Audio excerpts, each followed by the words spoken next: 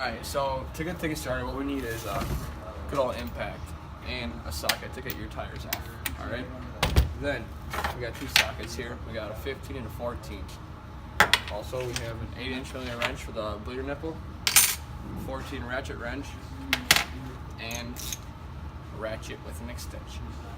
Alright, so next we're supposed to loosen them with the impact, so let's get it started.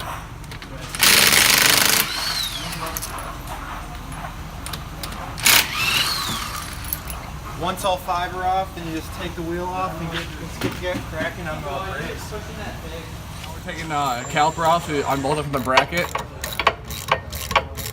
Then we'll do the second bolt on the bracket for the caliper. Alright, so now we're taking the top bracket off for the caliper. We got the caliper off, we got the brackets off. You take this trucker off. Grab the new equipment, place it on firmly. So then you take your caliper off, which I already unbolted because I was ahead of it, but you just take it off and make sure, since I've had it up here for a while, there's no more brake fluid leaking out, so make sure you have like a bucket to connect the brake fluid. So make sure before you put the pads back in, make sure you grease the brackets, or the clips. Is that one blood? Yep, that one's blood. It'll do the same thing. Alright, so we're gonna tighten it in a star pattern.